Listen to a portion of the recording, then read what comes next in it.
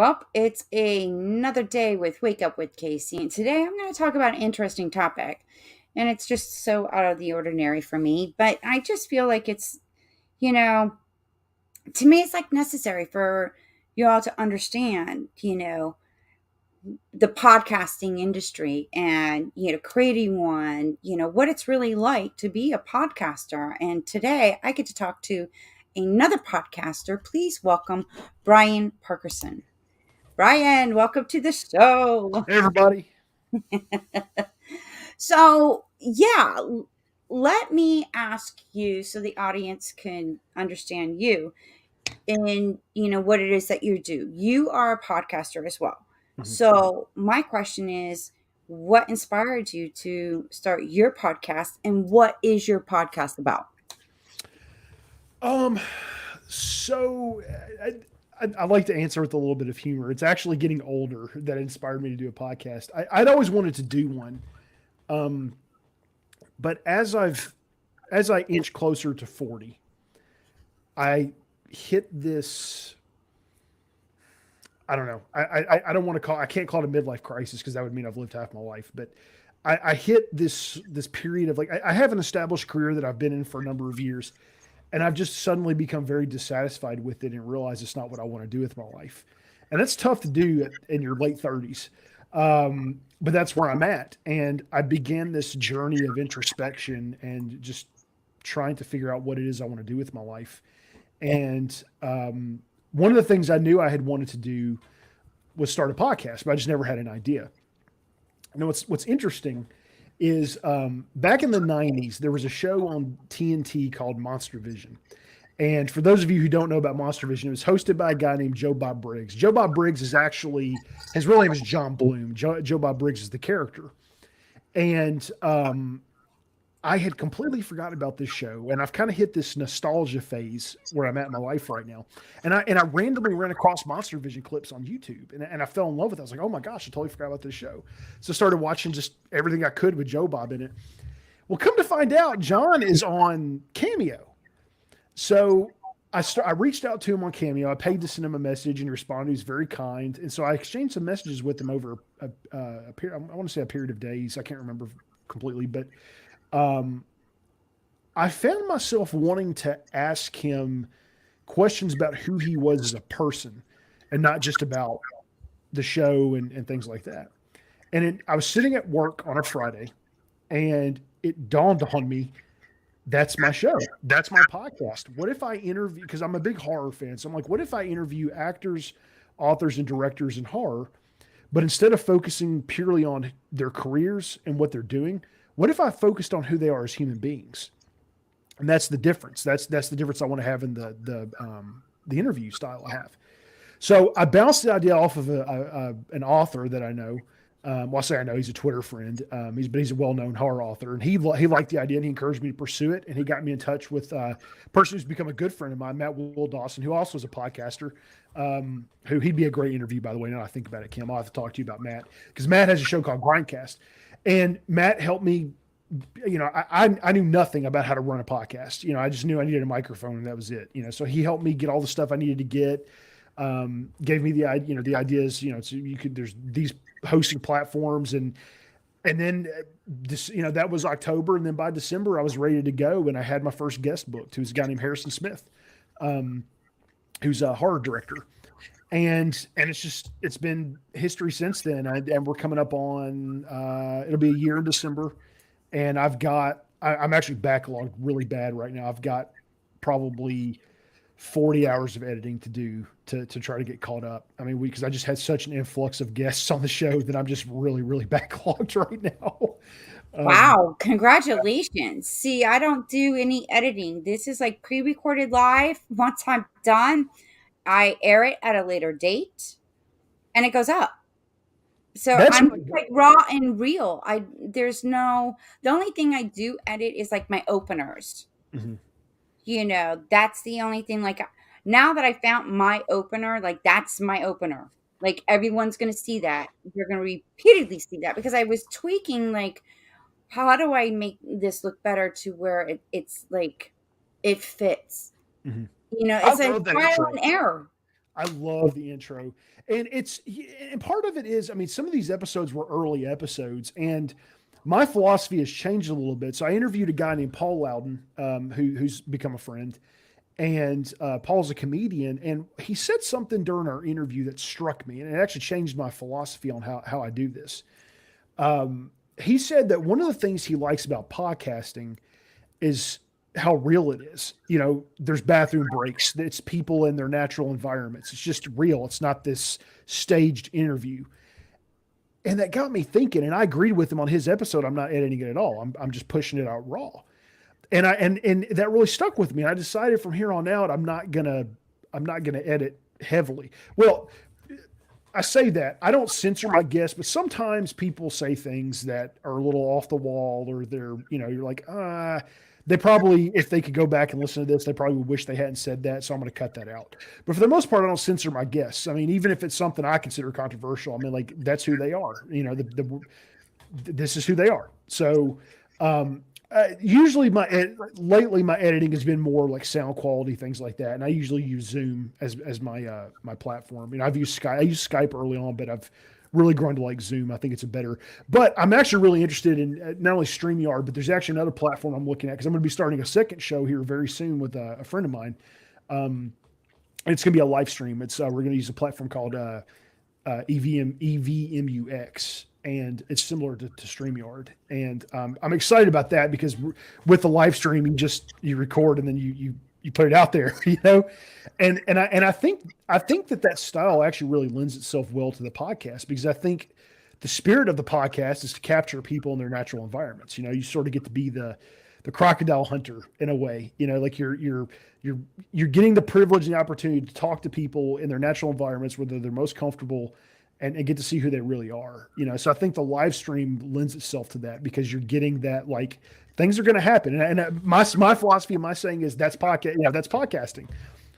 Sometimes you got to just stop and run the restroom real quick, and you have, 2, 3, 4 minutes of dead air, like that's podcasting. Sometimes they say, or they freeze up in the midst of their conversation, and then you're like, well, or they drop, and you just continue with the show. Well, you know what? This is what I found interesting about so-and-so. And all of a sudden they pop back on, and then you bring them in. I'm like, hey, we were just talking about you. Like, you do these things. You just got to go with the show. Go with the show. I interviewed John Brennan last week, and I actually lost power, like right at the beginning of the interview. So it's split in 2 parts right now.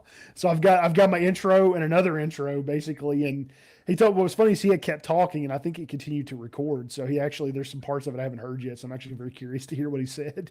But that's podcasting. It happens. Yeah. And that's really the only time I will edit. And then the reason why I got into podcasting and started out with podcasting was I was actually going back to school to brush up my skills, and at Connecticut School of Broadcasting. So I have some radio experience, and I have TV broadcasting experience.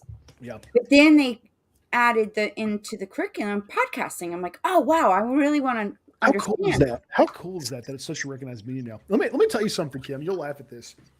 When I first started doing this, and I'm still sort of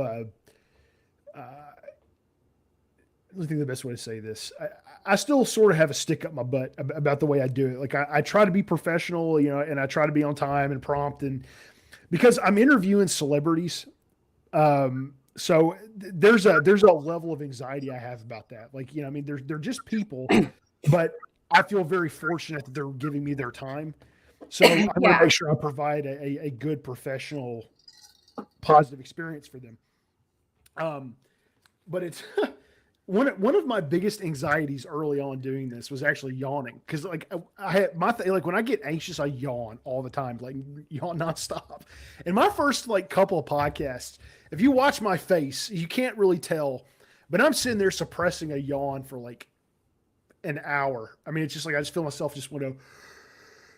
Like that, and then the people are gonna feel uncomfortable like that. I feel like they're bored. I'm like, no, it's just a nervous thing. My body wants to yawn whenever I'm nervous, So it's and now I don't care anymore. Like I just yawn because I'm human, right? So like I'm tired. I work a full-time job, and I do this on the side. So it's but that was one of my biggest fears, was yawning, or like when I found myself starting to talk on the mic.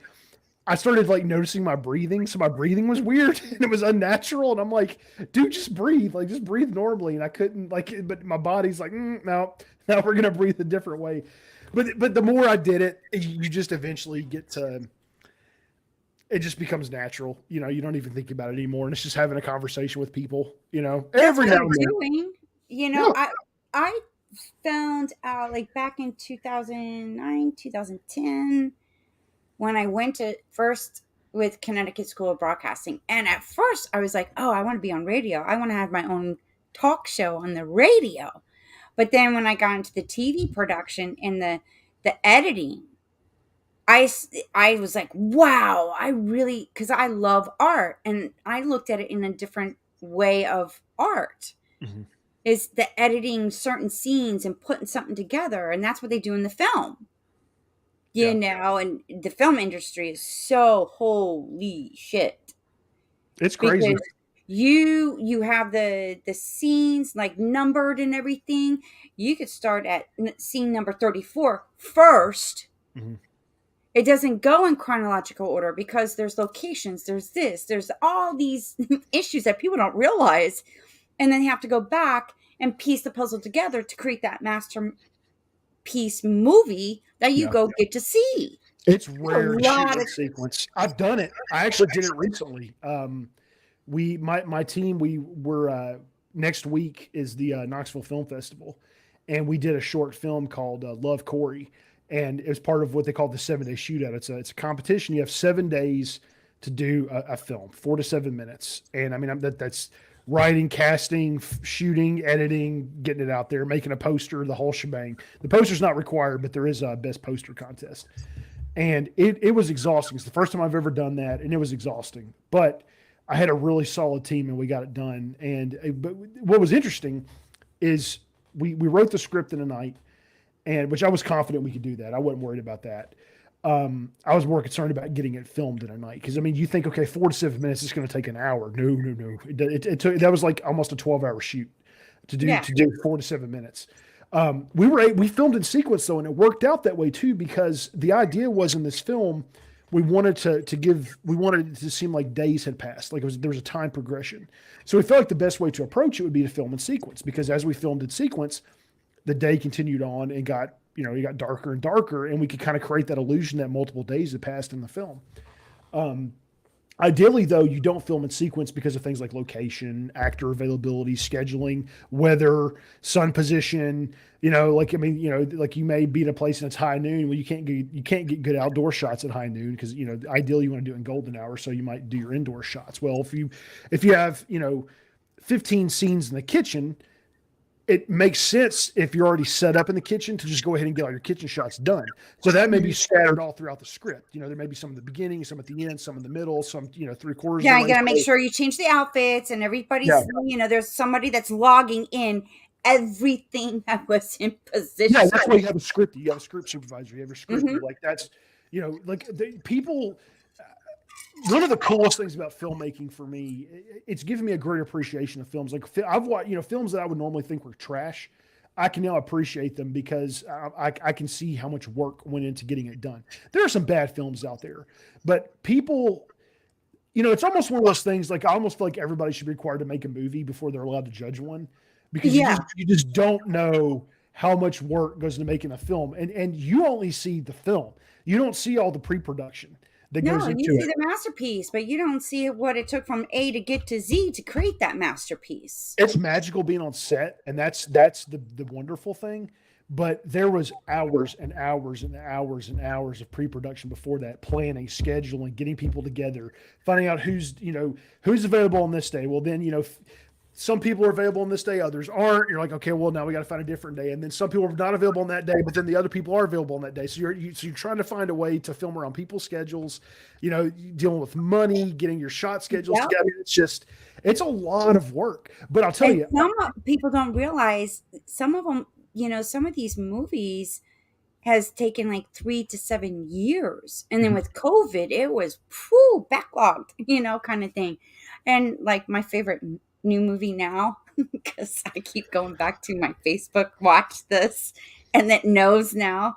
I watch Maverick clips. I went to go see the movie, and that's like Oh my God. It was just, to me, mind blowing. Can I tell you something weird about myself, Kim? What? I don't know why I'm this way. I think it's a comfort thing. Uh, I will watch the same thing over and over again sometimes. And when I say that, I mean that quite literally. I have watched Return of the Living Dead twice today.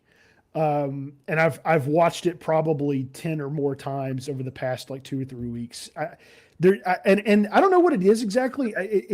It's like a comfort. It's like putting on a blanket for me in a way. I love that movie. And the funny thing is, I didn't like it the first time I saw it, but I have fallen in love with that film. The sound design in particular, I love. I love the cinematography.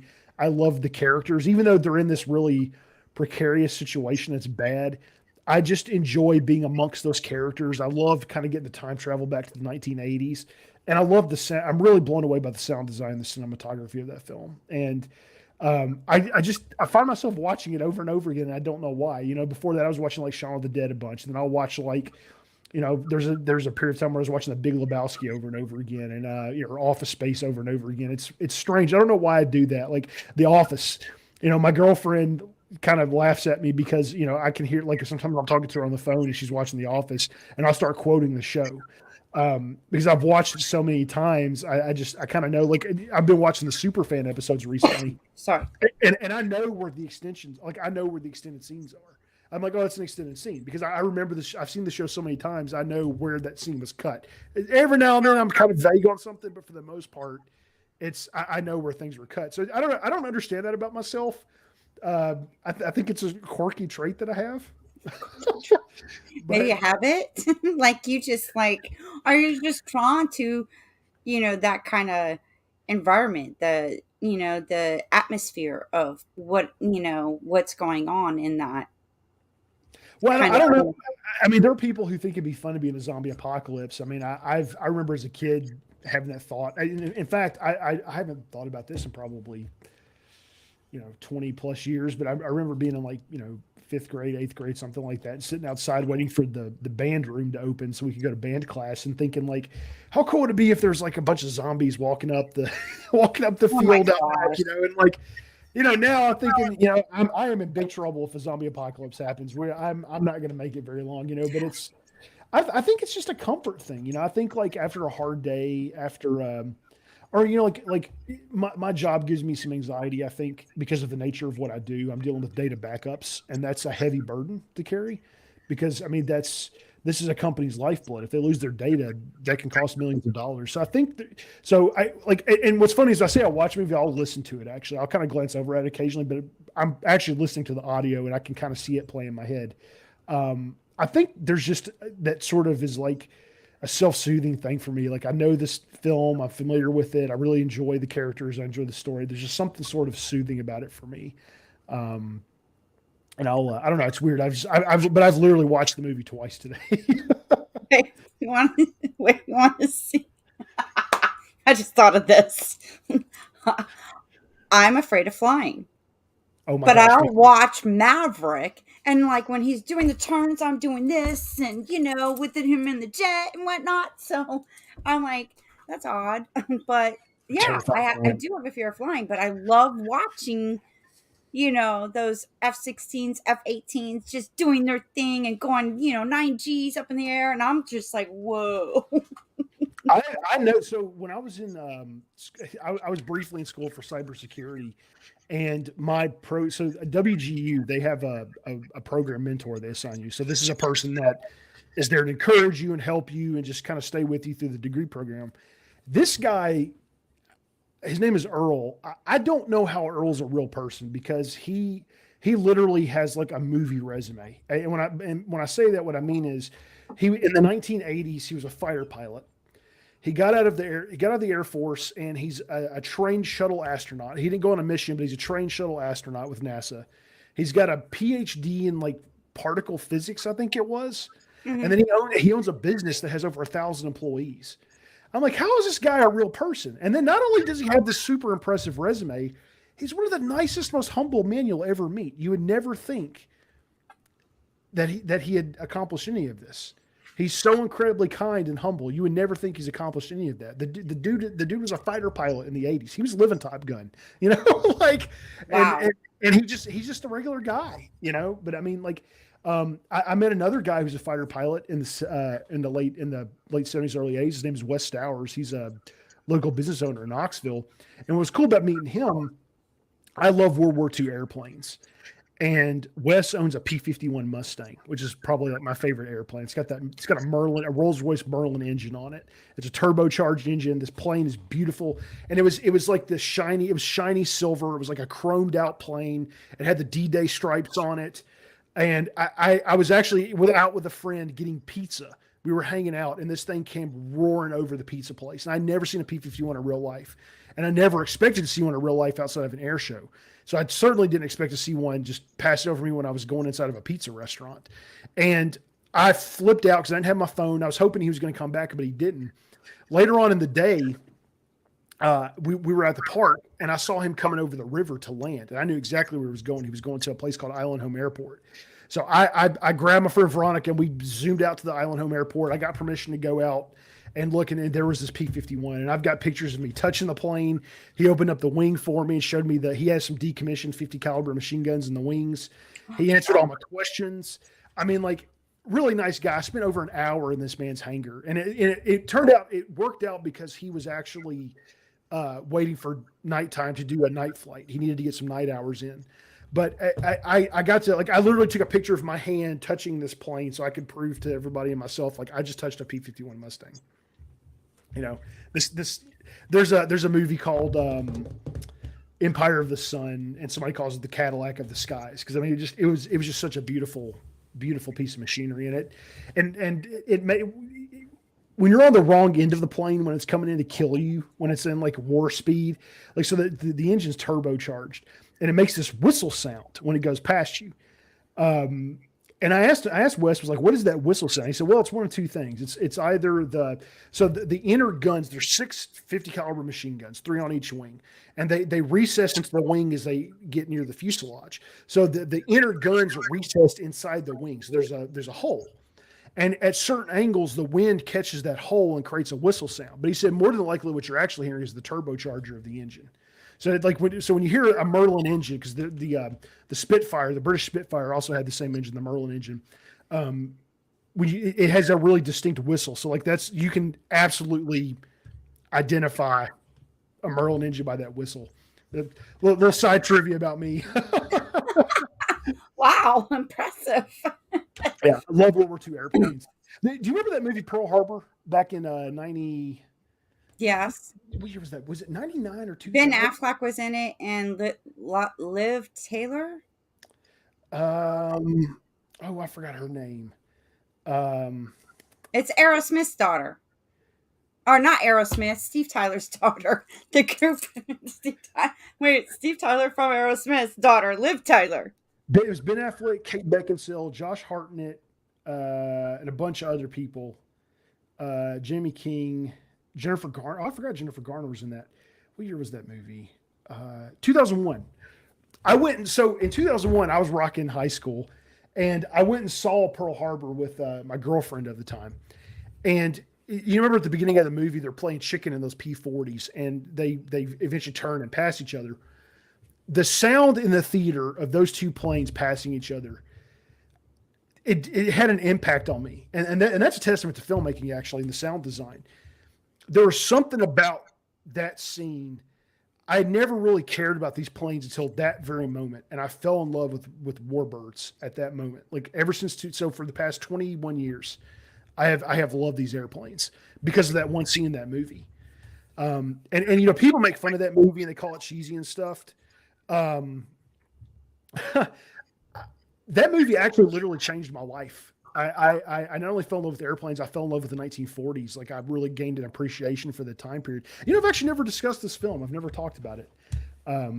That movie had a really deep impact on me, and I've loved those airplanes ever since then.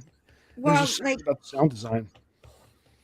well, with the, movies like that, you're getting a glimpse of, and that's why I love watching history and documentary movies, and I'm very, like, I'm an emotional intuitive transmedium, and I'm very high, like a highly sensitive empath.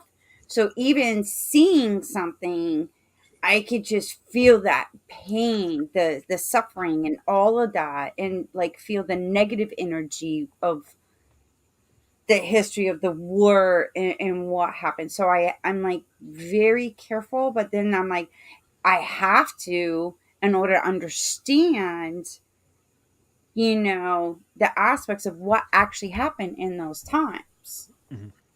Yeah. And some people like, oh my God, kind of thing. I'm like, no, you have to understand your history. If you don't learn your history, you're destined to repeat it.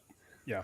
And being very intuitive, I see it's like a movie screen to me. I'm seeing how history keeps repeating itself, and we're doing the same thing. Or it just takes a different. Transfers the energy and creates a certain, like a matter and a form in a different time period. Mhm. Yeah. And war, war gets really romanticized in Hollywood, and people, at least when you're younger, as a young man,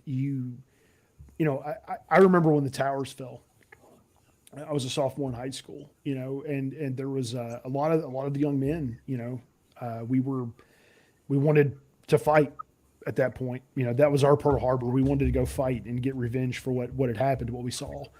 And then as I've gotten older and come to grips with my own mortality, and gained an appreciation for human life. I mean, like war is a really horrible, horrible thing, and it's we don't.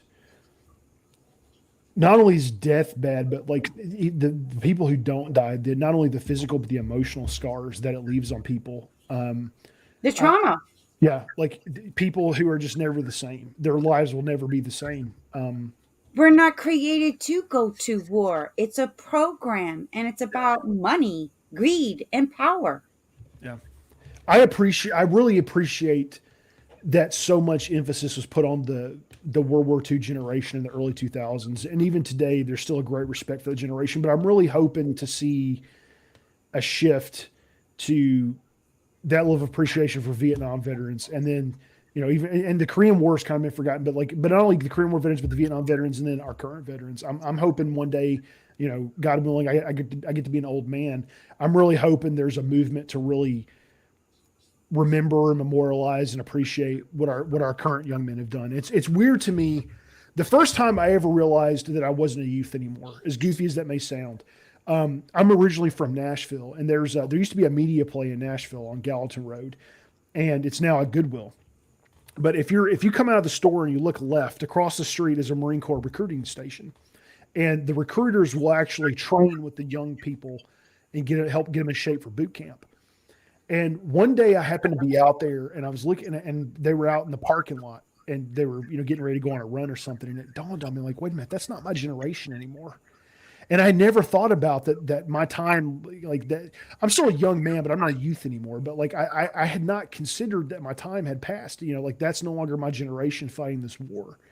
I mean, those out there, the outliers who are in the tier one special forces and stuff like that. But outside of that, my generation is not fighting this war anymore. What was really humbling and weird is kids that hadn't even started school were fighting this war. When I was in high school, these kids were not born, or they were like in daycare. And then now, they're the last generation to have fought the war before it ended. That was a really strange perspective to gain. It's like these were babies when I was in high school, and now they're in Afghanistan fighting. Like that was such a strange, humbling. It's weird getting older. And by the way, folks, this is podcasting. Don't have like just have a conversation. This is the Yeah. like this is podcasting. And But speaking of, I need to give a shout out to Pretty Bling Boutique for the nice, lovely jewelry that I get to wear for my show. Because it's, being in, not to get sidetracked or whatnot, but, that's, part of podcasting is, getting the right guests, booking them, scheduling, and me, since I'm visual as well, I have to make sure that I'm not wearing the same outfit for the next interview or the same jewelry. So it does take work because I'll have like 5 or 6 interviews in one day. So I have to have everything, make sure my hair is different for, change it up a notch. uh make sure my makeup's on, but make sure I change my blouse. Right now I'm virtual, I'm not in a studio. So it's like, you better make sure you have your blouses checked, and what jewelry are you going to wear with this outfit, and then and I have it spread out ready for me. So then in between the interviews I do my changes. Mhm. Yeah, I'll just wear the same outfit. I'm different. I don't care. But you Because got I'm so, like, I guess, detailed and organized in no, that, no, it makes and I want to sense. look professional too. So Yeah, it's, to me, it's like, this is my talk show. no, it totally makes sense. And you actually did a good transition to the other thing I was going to bring up because we had discussed off air how much work goes into a podcast. Nothing really, people told me it's a lot of work, but I didn't understand that until I got into it. I mean, it really is. It's a lot of work, especially if you do editing and you do your own editing. Like I try, I've tried different things. Like I've tried to take timestamps. Like if there's like, okay, I need to cut this. Like Zoom, you can't see a clock. So like what I inevitably end up having to do is I have to go back and listen to the entire episode, and as I'm listening to it, I have to stop and make a cut and then listen to it. Okay, we're good. Hit spacebar, continue listening to it. Well, a lot of my interviews are over 2 hours. So it can take me 8+ hours to edit one episode. And I'm very much, you hear a lot of actors and directors, they don't watch their movies. Because I've never understood that until I started doing a podcast. Like, I don't know, for whatever reason, like no matter who I talk to, for the most part, I don't want to listen to the interview again. Like I lived it, and I'm like, there's some kind of thing in my brain. My brain does not want to listen to the entire interview again, but like I have Well, to. I do, because then I go back, and I think, oh, what can I do better for the next interview? Like, I look at it as like, I'm still learning. I'm still learning. Yeah. Oh man, I should have thought of, that's why I definitely, because I have a tendency, I have Pretty Bling Boutique in the description notes. But if I don't have a post-it or something to remind me, like, hey, I want to give a shout out to Pretty Bling Boutique. Thank you for the jewelry. It helps me look good. Mhm. That's You and see, know, that's a cool way to do the ad too. Like if you're doing copy or something, just kind of like naturally integrate it into. 'Cause some people, they'll pre-record ads and append them to the beginning or throw them in the middle somewhere. I like the people that actually integrate into the conversations. Like, oh yeah, by the way, did you see this necklace somewhere? Check this out. well, see, but here's the thing. A lot of people do not realize that in order to get ads, you need sponsors. Mhm. And these companies want to know how many downloads you get a day, how many viewers you have. Like, they want to look at your stats. They want to look at the analytics before they invest in putting their stuff on your show. Yep. It's even with radio. It's like, it's different now because of the, how everything has evolved, even in, like the radio and podcasting, then TV, and now streaming. Mhm. And you're competing with Before, thousands of shows. radio stations, they still have commercial sponsors, like, the car dealer, the injury lawyer. Those are on the radios, and then you see them on TV, and then you have the pharmacy companies and all of them. That's what's paying the shows that you get to listen to and watch. Mhm. Yeah. So And now you're a one man show. You started the podcast. So your thing is to get attention, get more audience, get more views, get more downloads. And there's no telling how long that's going to take. yeah, it's. I mean, we just recently. Um, I think we're nearing 3,000 downloads, but that's taken almost a year. And it's Yeah. one particular episode that's gotten all the traffic. I don't know if it's because of who the guest was. I don't really know what was different about that episode, but I've got one that's driven most of the traffic for the show. It's hard because I mean you're competing against thousands of other podcasts all trying to do the same thing. And you know, I would say the motivation going in shouldn't be to get famous or to like, for me, Yeah.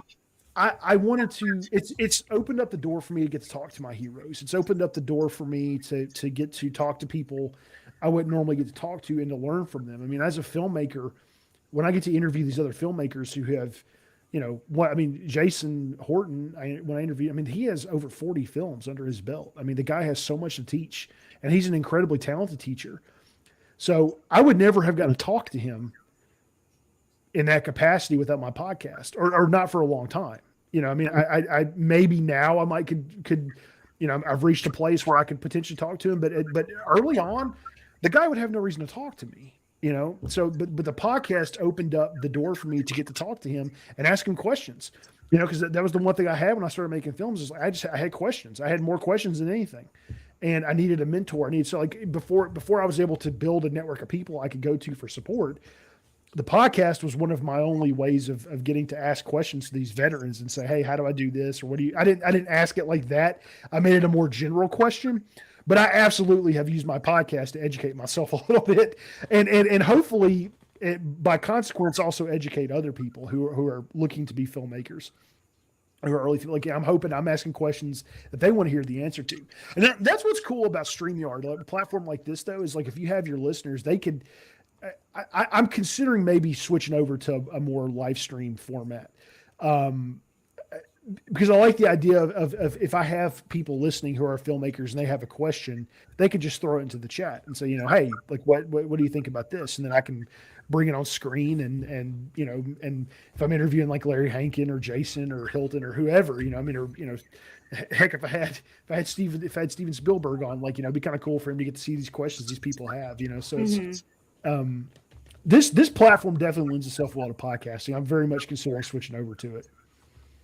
Well, you mentioned Larry Hankins. I enjoyed having a conversation, and I just love having a conversation. I want to pick your brain. What inspired you to acting? What did, what was it like back then? Especially, someone like him, and, even with he had a learning disability, I think it was dyslexia. Mm-hmm. And I really never dawned on me. I really didn't know. You don't act like you have that. That doesn't, So it's wow, how did you manage all this time? Pick shorter films, shorter lines. He had to adjust, his passion for acting based on his learning skills to, well, if it's a longer run, I need longer time before I go in front of the camera. And he doesn't come from a time where something like that was catered to. Today, now people are like, okay, you got dyslexia, cool. Well, we'll get you a coach or we'll give you more time. But in the 1960s, nobody gave a crap. Oh, you have dyslexia? What's that? Learn your lines. He comes from a time when that wasn't, you weren't given concessions for something like that. Right. And he was awesome. Larry's awesome. He was funny too. I still love him. Oh my God. Him in that Home Alone scene. I cracked up laughing. I'm going to piss my pants with him. That was the donut. Yeah. Well, he's by nature a comedian. He's an improv guy. Yeah. Which I think is really cool. I didn't know that about him, and I learned that. And what's been interesting about talking to actors is I feel like I've learned a little bit about myself. I've always, my grandfather, I still have one living grandfather, and I'm very close to him, and I'm very grateful he's still around. And I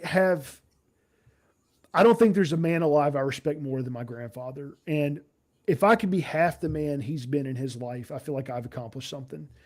And I told him that. And one of the things I really admire about him is he worked 2 jobs basically his entire life to take care of his family. And he never complained. And these weren't glamorous jobs. He just was happy to have a job to provide for his family. And I've beat myself up because I have a really good job that's awesome, but I don't enjoy it and it makes me unhappy. And I'm like, it drains my soul. And I've really been beating myself up for a number of months now. Why am I this way? Why am I wired this way? And it's been in talking to these actors and actresses that I've really started to sort of discover who I am. Because I'm an artist at the end of the day. I think right brain is the art side. I can't remember, but I'm more. The right side is the creative, and then the left side is the logical side. Okay. So I can use both sides of my brain, but I'm more right brained, but I'm doing a left brain job, hardcore left brain. and I just can't. It's my mind and my psyche, my whatever has finally just said enough, man, stop. Like it just get out of this. And it's like, well, dude, we can't. I'm trying. Like I'm trying to make it as a filmmaker. I don't care if it's the podcast or the film. Like I want to do both. It'd be great to do both professionally, but I'm grateful for my job. But But it's I not your sole purpose. It's not why you came yeah, here. And I yeah. think, like what you said earlier, your grandfather working two jobs. I think it is, and this is coming from a life coach now. It's we were all taught go to school, get good grades, get a good job, and look at most of the people. They live paycheck to paycheck, and it was a program. It's a belief, Mhm. but they're not living their life. They're not living their purpose. They're unsatisfied. They're unhappy. They're angry, dissatisfied, unfulfilled.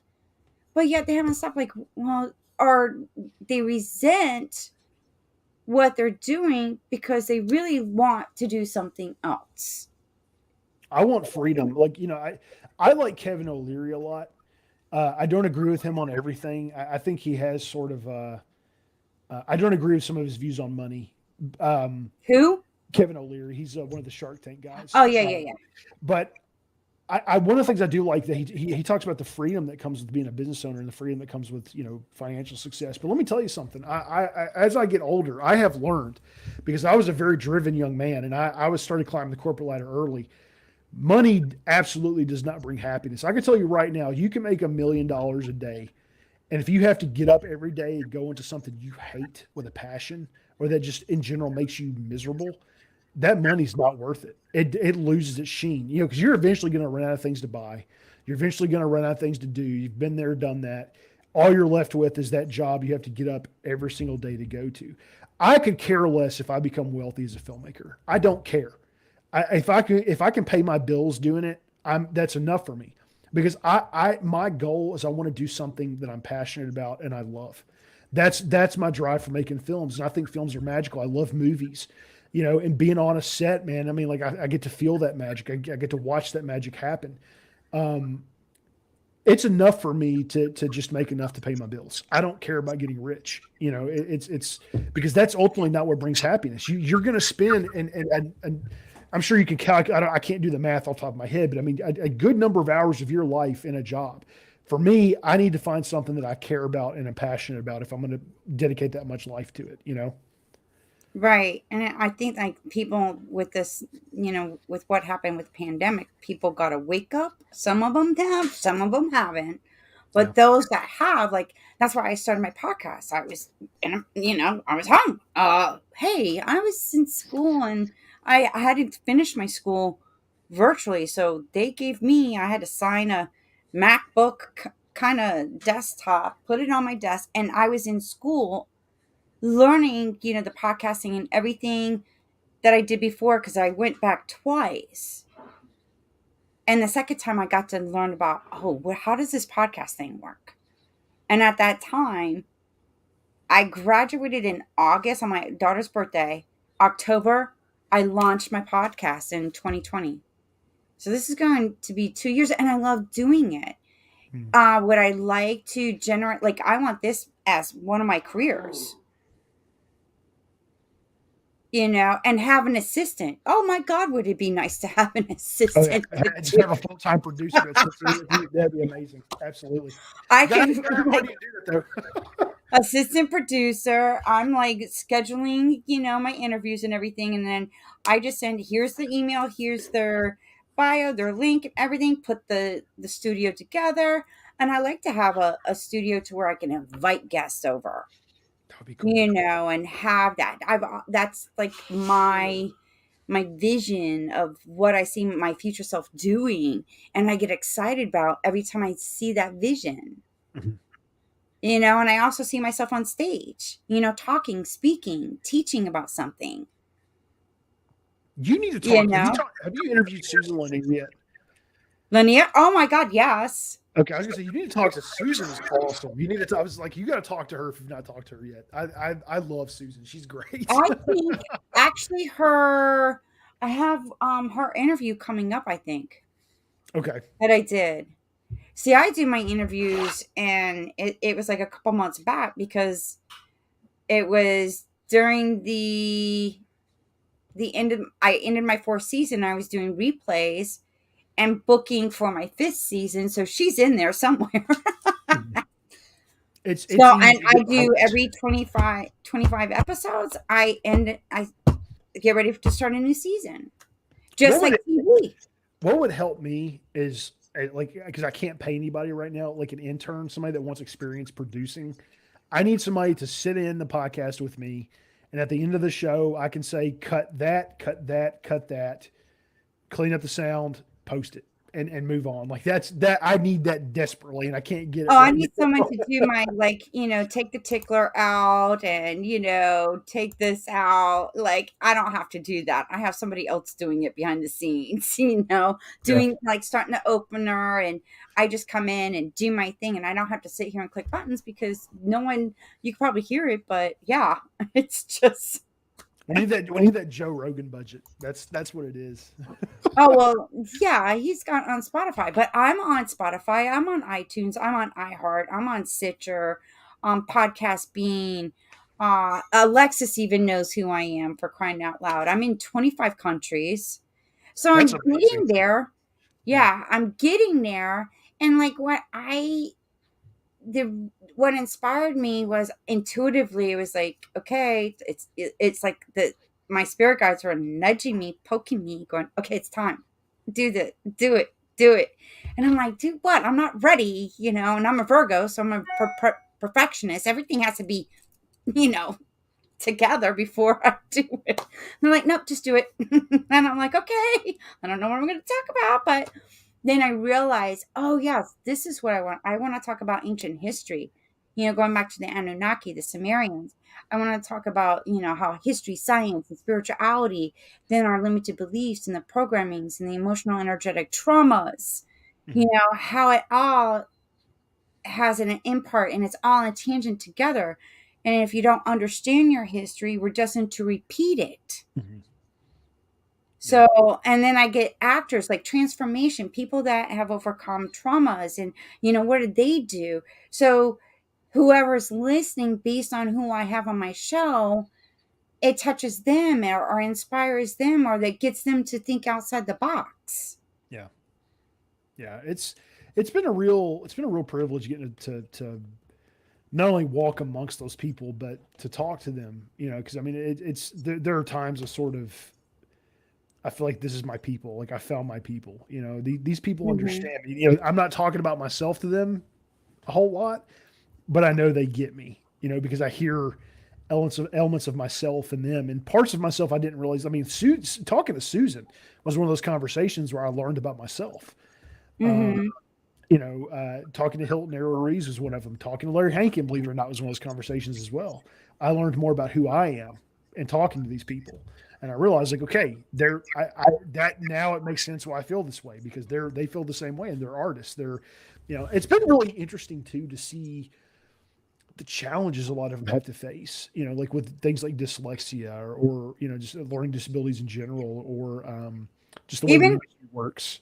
Yeah, and even with Susan and Laura Banks and Dee Wallace, Dee Wallace was my hero, from, being the mom on ET, and then the mom in Cujo. Oh my God, I didn't need Wonder Woman. I got Dee Wallace because she was a badass bitch in that movie with that dog, Mhm. and most of the movie was in that Pinto. I'm like, but it's just, she was my hero. But even in those times, they didn't make as much money. I thought she was the leading actress. And, she didn't get the credit that she so deserved playing that part, Mhm. you know? And you're seeing in certain parts when they're in that car. I mean, she shares it on the interview. She goes, it was freezing cold. We had to get somebody because the little, I forget what his name, the character, the actor that played the son, you see him sweating and she's sweating. But in actuality, it was really cold, and they had to figure out to put a heater in that car Mhm. to keep them warm, but be able to play that role of what was going on. Yeah. And I was like, wow, like you, like seeing that, I didn't, you don't connect, but when she shares like what they went through, and there was 12 Saint Bernards in that movie, but you only saw one on the screen. You know what I'm saying? These alleged. I'm not going to talk to her. I would love to get to talk to her. I wouldn't even know how to go about scheduling an interview with Dee Wallace, but Um, she's also nice. See, I connected with the parts of myself with Dee and Laura. Laura Banks is an astrologer, and Dee Wallace, she channels. She has her own radio show too. So I just connected with those two women, like bam. We started talking about, aspects of spirituality because what they did to reinvent themselves, and you know their transition and their spiritual awakening, what they discovered and everything. So I love talking about that as well. Mhm. And that's a good point. I would tell people too, if you're going to start a podcast, make sure it's about something you care about. Don't arbitrarily start a show like, oh, I'm going to talk to celebrities, and like, no, make sure you actually care. Because I'll tell you, one of the most humbling things that's happened to me doing this show, and it started with episode one. I walked into my podcast thinking I knew film, and I knew horror films in particular. And I talked to Harrison, and I realized I knew nothing. I knew absolutely nothing. That guy is a genius. And I have a level of anxiety with each interview because I'm like, they're going to inevitably ask me about a movie that I've not seen that I should have seen. Hmm. And I'm like, and every time that happens, I feel like I don't have the right to call myself a film buff. I don't call myself a film buff. I don't think I have the right to call myself a horror fan, is what I'm trying to say, because it's like I've not seen this movie, I've not seen that movie. Some movies I just don't have an interest in seeing. Um, but that's been humbling. But it's my passion for that genre that keeps me doing it, that keeps me going. Okay, wait, hold up a second. And you're so into this horror films. I have a question. Why do they keep bringing Friday the 13th back? It's just a beloved And franchise. what is it? Halloween and what's the other one? Um, Friday the 13th, Halloween, and Texas Chainsaw has been. They keep bringing it back. You know, it's. I think it's two reasons. I think one, it's not a guaranteed profit. It's not a guaranteed moneymaker, but they tend to be. I think too, it's just a beloved franchise. I think the funny thing is, what people don't realize, there's a group out there that cry for a new IP. Give us something new. Give us something new. Come up with something new. And every time they do, it doesn't make money. They'll come out with a new game. They'll come out with a new movie, and every now and then you get a Saw that takes off. But for the most part, they come out with something new and it doesn't stick. And they're like, Friday the 13th made money. Let's do that again. And I Okay, think Michael's dead. Don't resurrect him. There's no reason for it. I mean, come on, let's get real now. You know, it's like you're beating a dead horse. it's just but at the That's end of the crazy. day, Now, Fast and Furious, I can understand. I can't believe that franchise is still going. I don't. Fast and Furious 9's coming out. But I mean, Maverick, come on. Now that is, you know, yeah, I'm going back to Maverick. I just like the jets going choon choon and But you turning notice that around. they haven't done 20 Top Gun films. There's been two, and it took them over 20 years, or no, I'm sorry, it took them over 30 years to make the second one. You know, Right, because now this is fascinating coming from film producer to film producer. Okay. Did you see like those actors actually had to go to Top Gun Academy? Then Tom Cruise, I mean, he's such a like I have to give him kudos on his expertise in I can't even say it right now. Cinematography, cinematography. cinematography. Yeah, Said it. And positioning, like now they got GoPros, thank God, but they had these cameras in all these jets and whatnot. And like it took them I would say several years, don't quote me on it, but it took a while for them to nail it down to like, okay, we're ready to go now, kind of thing. They had to go through this, and I think it did take a few years before they started actually filming and getting everything going. And Tom Cruise, the pilot, I he's was just he's like, actually. he's rated to fly jets. Yeah, he flies them. They wouldn't let him fly the fighter jets, but he's rated to fly jet-powered aircraft, double prop and prop. What's interesting? So they actually really went up in those jets. What's interesting? So the first film, I think they had like 25 hours of unused footage or something like that, and there was actually pretty much early on there was a plan for a sequel, and I think they had actually tried to get I think it was Jerry Bruckheimer. I think they had tried to get Jerry Bruckheimer to do a sequel using the leftover footage from the first film, and it wouldn't happen for whatever reason. And what's kind of cool too, they talked the Navy into letting them fire off a missile.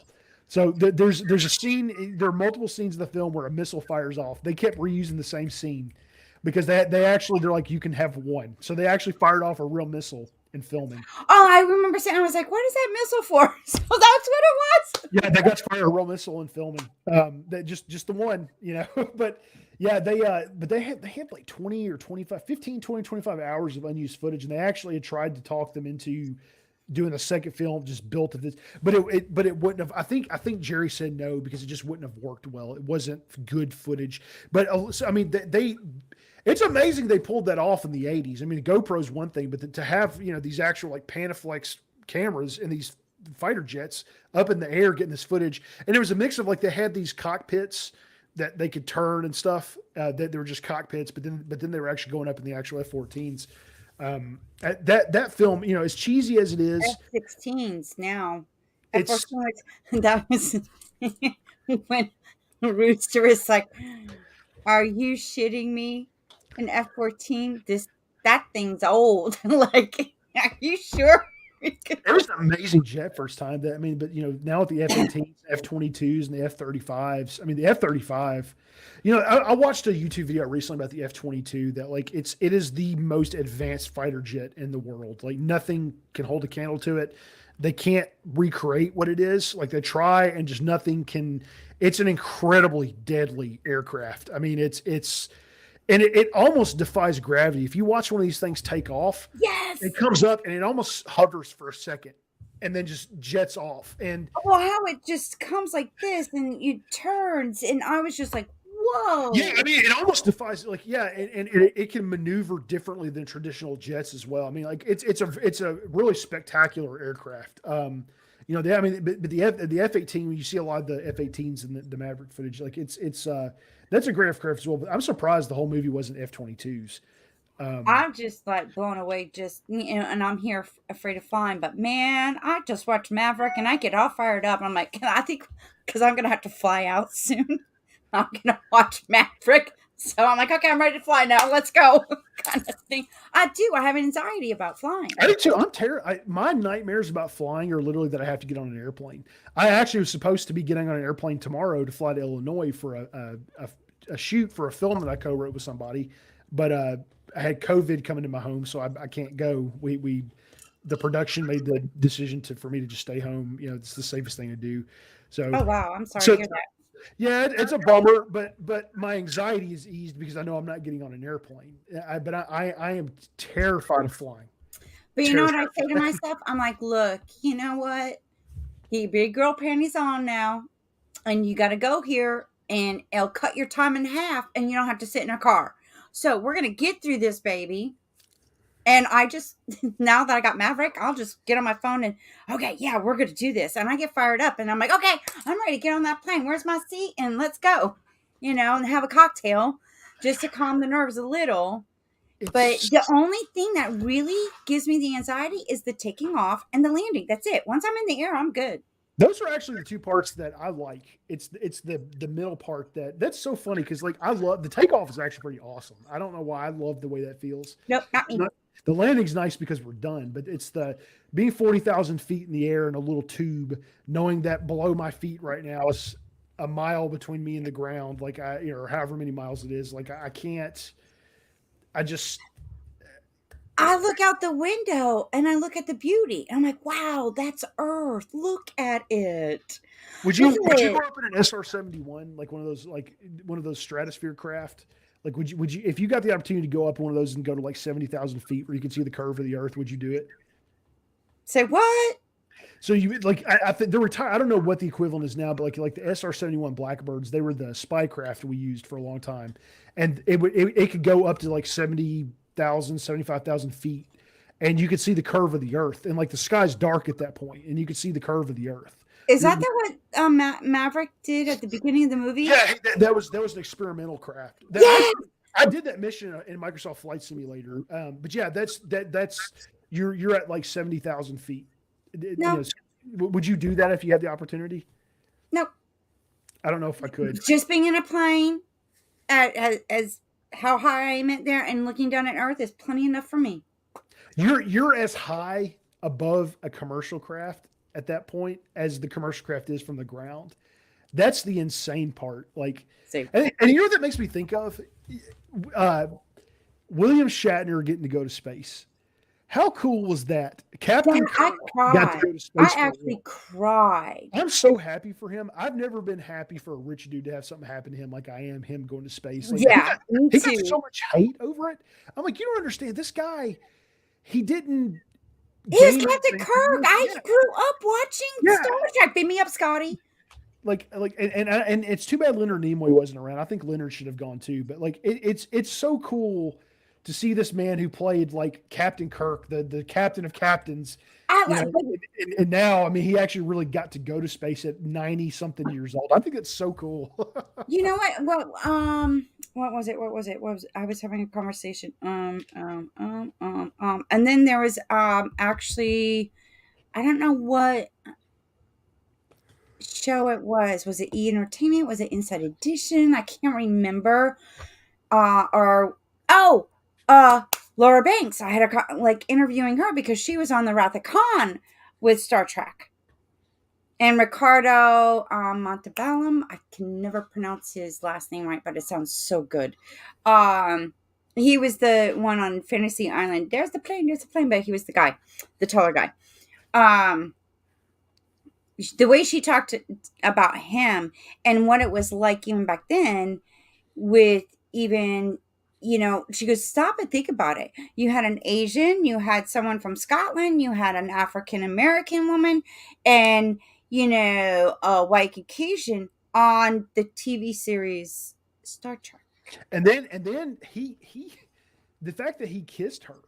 Yes. Like I mean, like that was so radical for the time. I mean, like now, I mean that's nobody cares, but like I mean, in the 1960s, That set up something even bigger. Like why, I don't understand why people are so with this race thing. It's like we're all connected. We all believe the same color blood, and we're all connected to something divine, greater intelligence that's a life force we're people. energy. Yeah. Well, we're all family. We're just dysfunctional. It doesn't matter what color you are. You know, we are so politically, I don't talk about politics, but I'll say this. We are so politically divided right now. And I realized something recently. When you look on the other side of the aisle, no matter how damaging you think their politics might be, with exceptions, the vast majority of people, they truly believe that what they think, what they're trying to do, what they believe will help the country. You actually both have the same motivation behind your beliefs. You just have a different uh, way of trying to accomplish it. So like no matter if you're far left or far right in the middle, I realized one day in a conversation with somebody, and it was a friendly conversation. I realized like this person, although they are completely opposite how I am politically, they actually really believe this is going to help the country. Now, I may not agree with it, but their heart is in the right place. They want the best for the people. They want the best for the country. And if people could realize that, if they could stop and set aside their crap for 5 minutes and realize that these people love America too, they just don't believe like you, there's a compromise somewhere. There's a middle ground. Well, hold up a second. I mean, here's one thing I could say, but and this is my philosophy, and I won't change this part of my philosophy and what I've learned and realized and whatnot. I'm like, you know what? Even learning from history, okay. In the beginning, it was all about control, power, and greed, and I see that energy just being transferred in different time periods and manifesting in different forms. But I'm like, Well, didn't they realize that shit really didn't work and how many people died over this shit? So, my thing is, if it's not a win-win, bad idea. Yeah. It has to be a win-win for everybody. That's why some of this division and this hatred and all this chaos, it to me it's like, okay, this is a strategic plan that's been going on. This is like energy that keeps manifesting and not getting anywhere really. um what has to change? Well, we got to think in a different mindset and change some Yeah. of our beliefs, because apparently it didn't work in the past and it's still lingering. We Mhm. got to stop and say, okay, hold up a second. This sounds, this looks, this feels familiar. Didn't work before. So now let's create a plan to where it's a win-win for everyone. It's love. I mean, your motivation has to be love. And when you can stop and see the heart of the other person and realize that they love America too, they just think the they think what's better for the How can it be love if it's not a win-win for everyone? Like everyone's getting taken care of. Everyone. what I'm saying is this is the like what I'm getting at is I'm not taking a stance here politically. What I'm saying is the place it starts, I think, is for each side to stop and realize that these people that you hate, that because they believe differently than you, if you really stop and look at them as a fellow human being and you realize they love America too, and they just in their mind what they believe is what's best for the country, where like just like you in your mind you believe what you believe is what's best for the country, when you can meet in the middle on that and find common ground and say, wait a minute, you love America, well I love America too, so let's work together. Then you could start to work together. Then you could start to have cohesiveness. But in order to do that, it takes humility and it takes love. And that's what's missing. People are so selfish and so wrapped up in what they believe, they can't stop to look at what the other people are saying and say, okay, well, what's good in what they're saying? What's good in what I'm saying? Let's find some common ground here. They can't, because it's all about, like Tulsi Gabbard was on Joe Rogan's podcast, and she literally told him, my first day in Congress, they said to me, it is not about the bill, it's about a win for the party. And that's the problem. And that's the way it's been for a long time. That's the problem. It's Congress is not on our side. It's up to us. We are fortunate in this country to have the power of a vote. So now we like countries don't fall. Not often do countries fall militarily. They fall through division, and that's what's going to happen. If America falls, it's going to be because we divide. We get so divided that we just states start to secede, and now there's East America and West America, and that's how that happens. But that doesn't have to be the case. These people. So I don't talk about my political beliefs because I've been attacked about it in the past, and I learned it's best to keep my mouth shut. But what I will say is, I look on my Facebook and I look at there are a lot of people who are very vocal about it. I know people who would say, if you oppose what they're thinking and you respond to it and they unfriend you, they weren't your friend to begin with. I'm different. I care enough about these people that I know that I might believe the opposite of what they believe. I just keep my mouth shut. I don't care. Their friendship means more to me than me getting a word in about some political topic. Well, the You know, thing about it is, Brian, is like people have gotten so nasty. Like, oh well, if you don't agree with me and become my party, then I don't want to be a friend with you. What in the hell happened? Like, who care? Like, okay, so we're on different parties, but hey, I love you. I would be like, so why do you like being on that party? Was it a taught to you, like because your parents were in that party? Why did you become that party? What's so fascinating? I would be questioning that. Like, I question mine. Like, why do I, you know? And a lot of people just don't think for themselves anymore. yeah. They take other people's thinking and other people's beliefs and and I'm like, well, no, I value, humanity. I value my planet. I value, financial independence, time with my family, travel to places I've never been. So people are so small minded, they don't even think what it's like to be in Peru or Egypt or the pyramids that are in Russia and Turkey, and all these things that are so ancient. They're so minded that they got the blinders on like Yeah. this. It's weird. I'm really active on Facebook, and I have ever since I became a filmmaker, my friend list has grown to over 2,400 people or something. And like, what's interesting is there are some people on my friends list who every so often will post things that are opposed to my faith. Um, I'm a Christian man. I don't hide that I'm a Christian man, and I'm not perfect, but I'm very deeply rooted in my faith. What I have found though is when I see that happen, um, I don't respond negatively to it. I'm not even offended by it. This is just how they feel. What I instead do is I find different ways to relate to these people. Um, I'll they'll post something. They'll post it like they're excited about something, and I'll comment on that. I won't comment on their anti-Christian post. I'll comment on the fact that they're excited about this meal they had, or they're excited about they got a PlayStation, or they got a camera. They're what. I'll find something different to relate with them on, and I'll post about that. I'll say that's awesome. I can't wait to see your photographs, or I can't wait to see the next thing you cook, or I can't. That's what I post. I'm very intentional about what I put on my Facebook, and I try to be very positive. I try to be very encouraging. And what's interesting is these people respect me. These people hate my faith. They hate my faith. I literally, if you look at my Facebook, the first thing it says is Christ follower. But these people respect me. And I think it's because I've picked my battles. I'm not one of those people like if you ask me about my faith, I won't hide about it. I'll be open about what I believe. But Well, that's good for you, but I'm gonna be honest. I'm not into religion. I got out of religion because of my research and studying, yeah, and even my experiences that I've had. That I told you before, I channel, and when I have an experience, I can't. Go, and knowing what I know now, I just can't go back. I just yeah. nuh-uh. Well, That's part of a history that a lot of people don't understand. And I'm like, that's fine and dandy. You're not ready. Okay. I love you. I wish you the best of luck, yeah. but I just, mm-mm.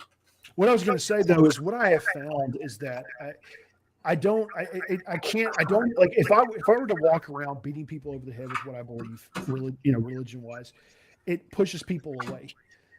So I found other ways to relate to people, and I found if the conversation comes up, I'll share what I believe.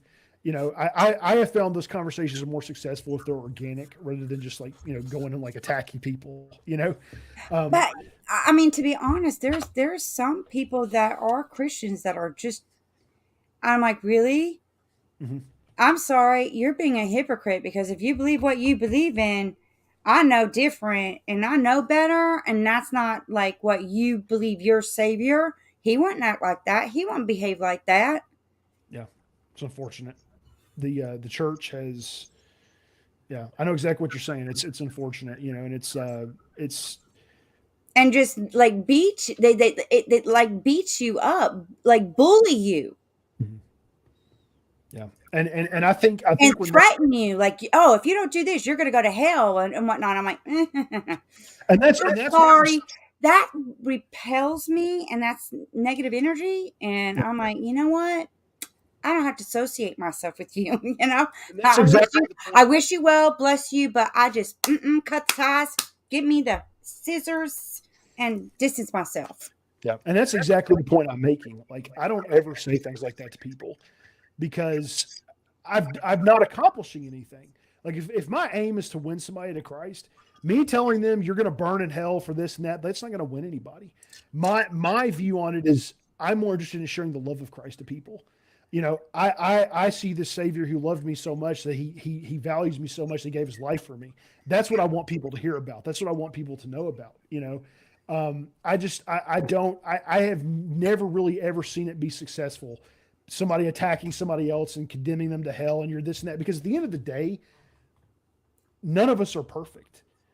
None of us are perfect. I'm not perfect. You're not perfect. Nobody's perfect. Like, we're all flawed people. Um, anyway, the point I was getting, I wasn't trying to bring up a religious discussion. The point I was getting at is we're really, as a society, we're devoid of love, and we're incredibly selfish, and we're very self-centered. And I think we've really, and I'm guilty of this. Closed minded. Yeah, people, yeah, absolutely. People be closed minded too. Like it's just we've stopped. It's like we've stopped realizing that we're on the same team. You know, Oh, like we're only on the same team when catastrophes happen. There's a hurricane, there's a flood, there's this. That's when we all, or my birthday's 9/11. So, towers, everybody united. Why are we only doing this when a catastrophe? Why don't we do this every day? yeah, Compassion.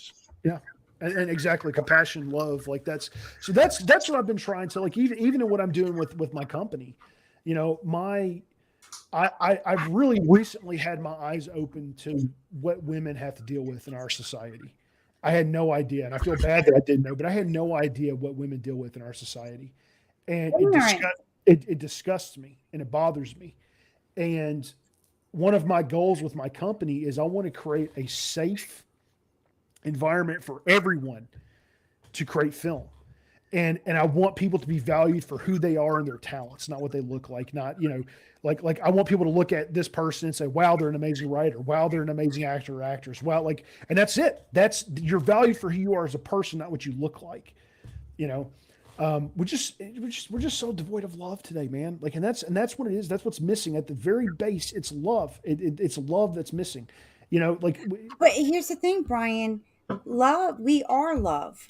Love is inside of you. It's not outside of you. It's inside you already.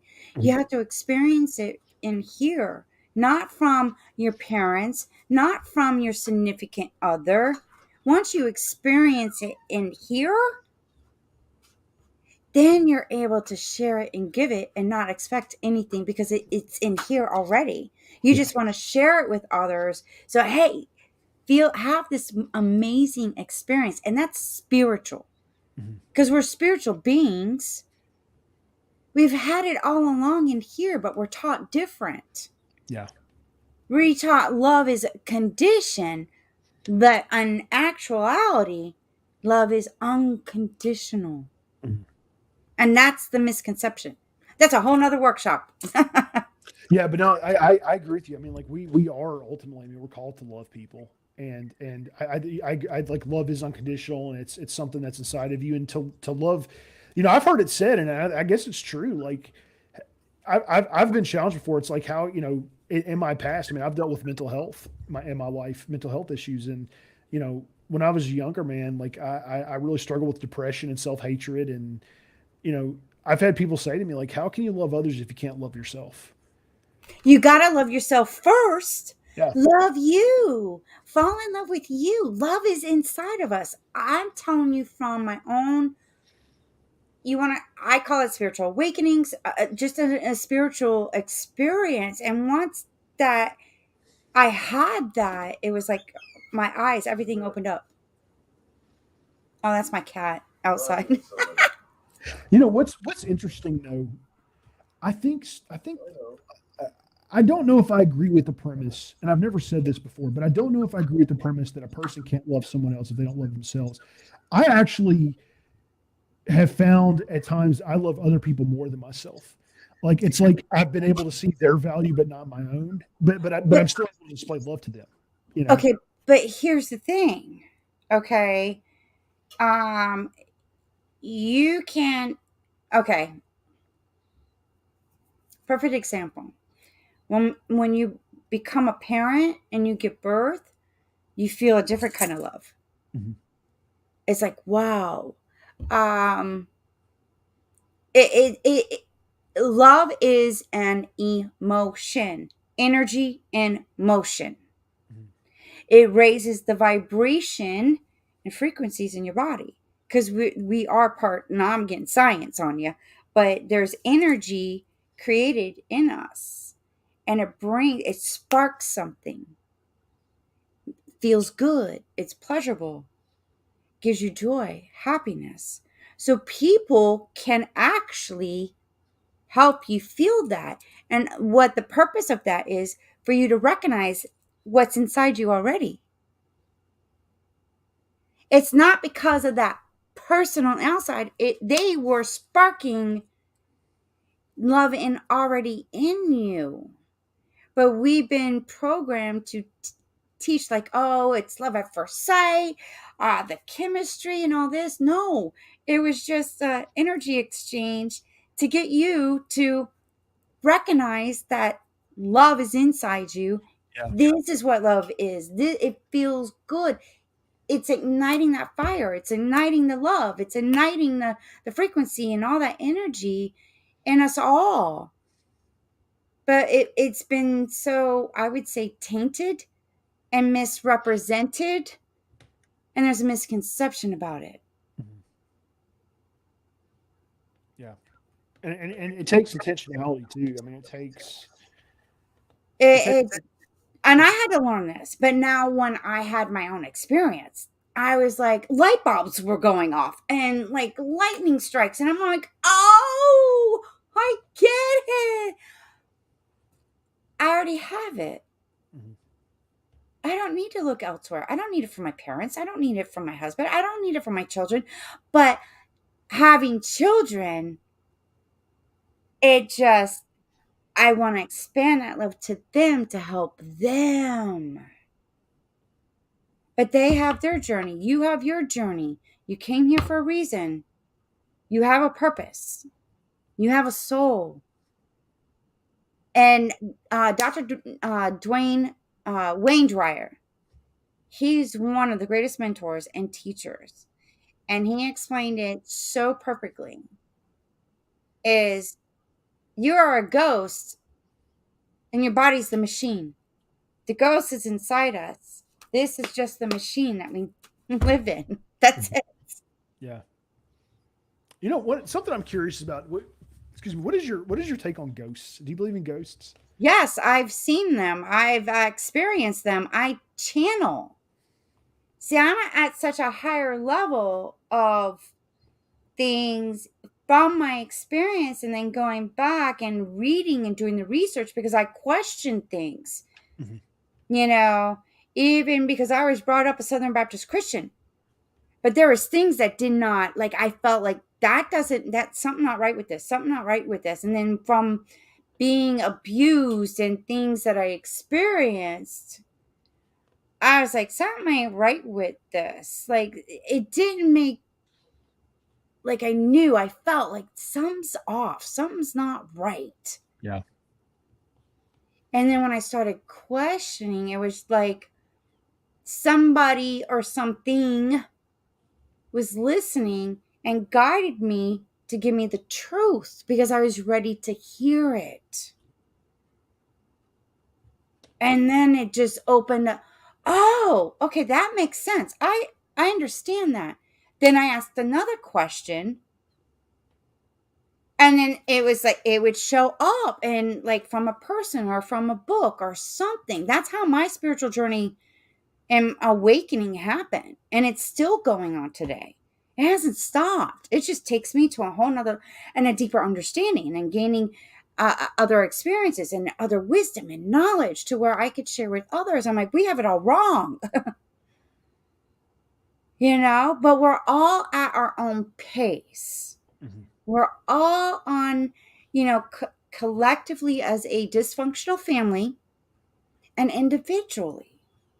You know, some of us are in kindergarten, some of us are in elementary school, some of us are in middle school, some of us are in high school, some of us are in college now. It's just a level of understanding certain things, and you have a self-realization. There has been mentors, instructors, and teachers that have been teaching this for decades, but some of them have been persecuted, hung, burned, prison. There's writings, there's evidence, ancient history that because of my channeling experiences that I've had and whatnot, it led me to these ancient civilization artifacts and writings, and you can't understand the language, but yet when I channel, I'm speaking their language, and it connected me to the writings, and I'm like, I don't understand quite what's going on here, but I resonate with it. I feel something. There's something about this. There's a connection to this, Yeah. like a missing piece to a puzzle. and searching and understanding why things are happening the way they are. Why doesn't things connect in what most of us have been taught to believe? I'm not super familiar with channeling. Can you explain that to me? Like what like is it like being possessed by a being? Like is it can you explain it to me? It's not being possessed. It's just okay. You understand energy, right? Mhm. We have energy in us, and everything is of energy. And there's other energy that, you know, like you mentioned ghosts earlier. Okay. Ghosts are, in their soul form, spiritual form. They don't have the body, they're not in their machine anymore. They're still here. You, some people, and I would say younger kids, can still see them under the age of 7. Once they get to 7 years of age, and when they try to express like, hey, I see this and that, and they're told, oh no, you're just imagining things, that's when things transition and change, because then they start questioning what they see. And from 0 to 7, that's very an important phase of Mhm. still understanding about this, like the invisible realm, or the, you can say, spiritual realm. Right. Children and animals do, because they're not told otherwise. They still see. But children, when they start to, that's why when my children started seeing, I believed them. I'm like, oh, okay. Describe it to me. And then I would smell things, and I would like get glimpses of things, and I see images of things, and I would like, okay, this is what I see, this is what I smell. What about you? And that's how they still understand certain things around them, you Eh, know? So And it's being that invisible realm, because once you're told that what you see is not true, you're imagining things as a child, then it you get sort of disconnected from it. Like is that why it's like some adults can still do that stuff though? Because they were in an environment that was fostered. Like instead of being told like, "Oh, what you're seeing is not real," there was like, "Oh, that's really cool." Explore that. Is that why some people carry that into adulthood because they were in an environment that fostered? Like yeah, you actually do see something that really is a spirit. Like is that yes, the defining thing there? Okay. yes. Okay.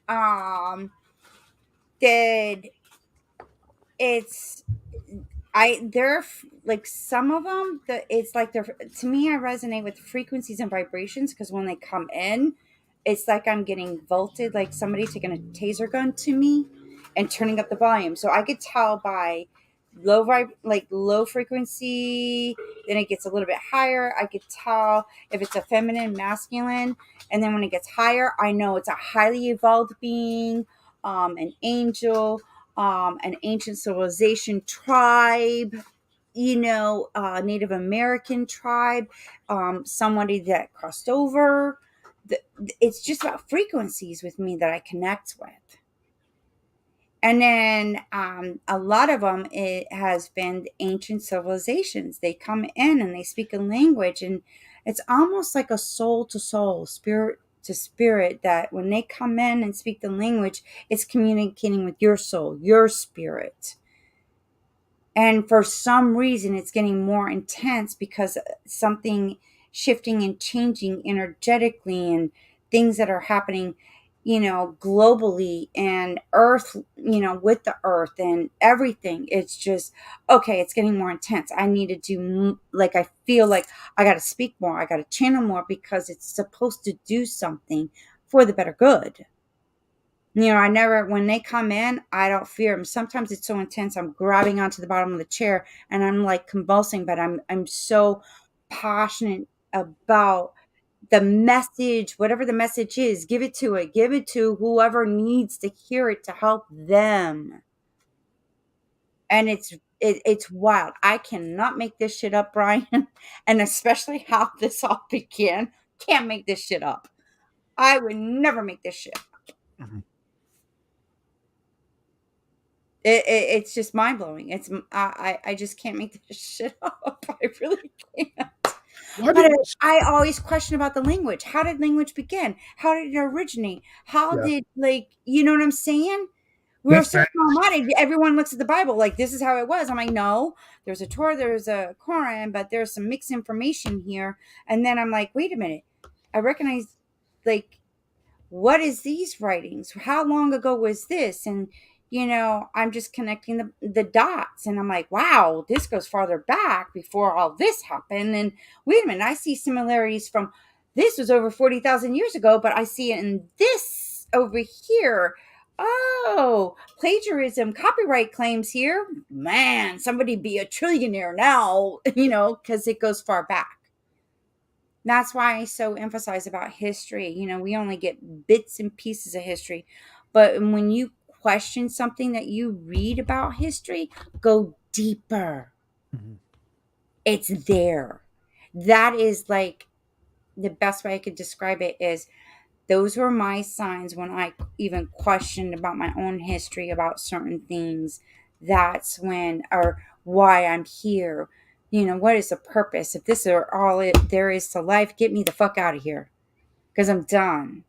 And I was in abuse after abuse, relationships and whatnot, and then having kids. I'm like, I don't want to be like, this is all there is. And, uh, in other aspects, of things, that's when, because I was ready to hear the truth. Am I desperate? And saying, I don't want to be here then. I really don't. If this is all there is to life, check me out. I'm done. But if there's something more, and if the grass is greener on the other side from where I'm standing, show me. That's where my spiritual journey began. I didn't want to hear other people tell me this is it, this is that. Read your Bible. No, that wasn't cutting it for me after at that point in my life. And it's been an amazing journey and very amazing, crazy, interesting, and just mind blowing. Mhm. But it's an adventure, and I feel like that's what we're all missing is that adventure, like because we have succumbed to all these programs and we're not being our true authentic selves. Yeah. We're I just think that living other people's lives instead of our own lives. I think that journey of self discovery is really important. I mean, even with my own faith, I've examined it. Like I don't believe what I believe just because that's the way I was raised. I've had my own personal experiences. I've examined it. I've looked at it. I've studied it. I've questioned it.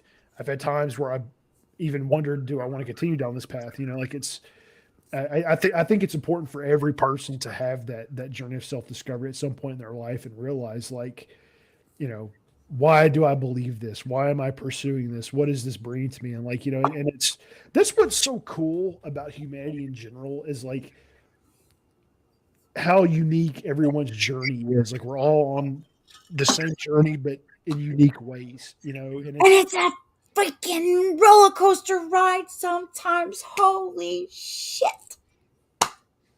It is. yeah. But then when you have the aha, like I call them God self realizations, aha moments, light bulb moments, you're like, holy shit, that makes sense. And then there's times where I'm like, why in the hell did I think that way?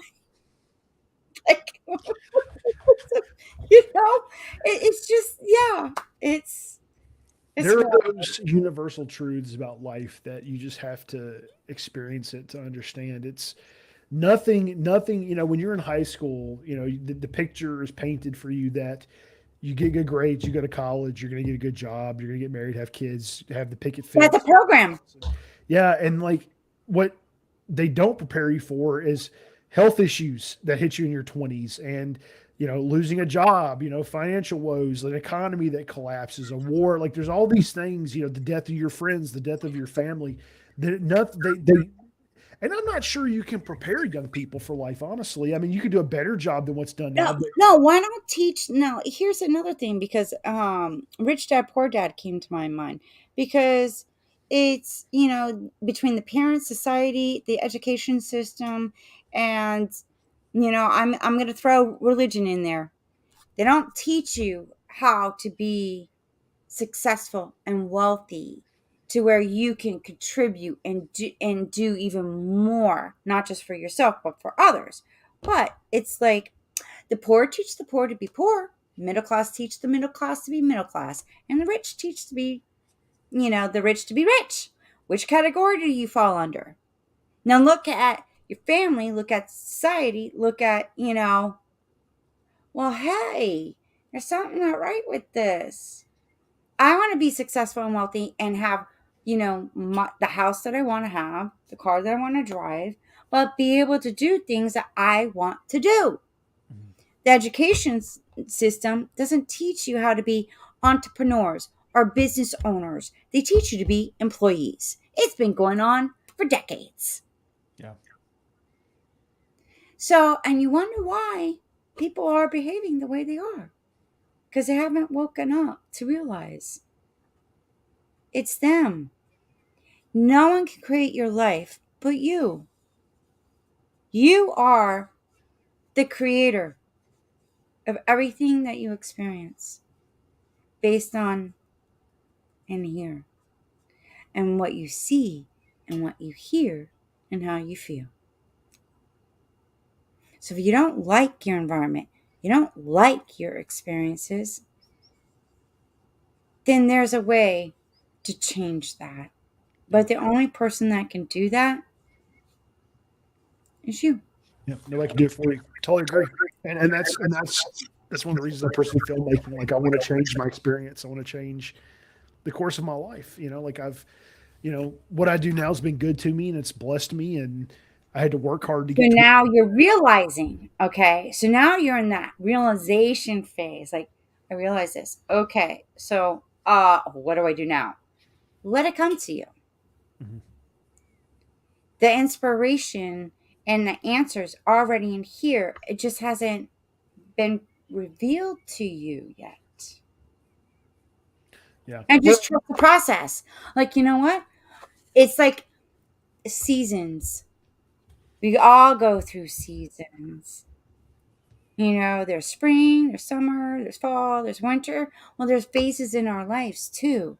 So just when you have that realization, like, you know what, that's a sign that that season in the phase of your life is coming to an end.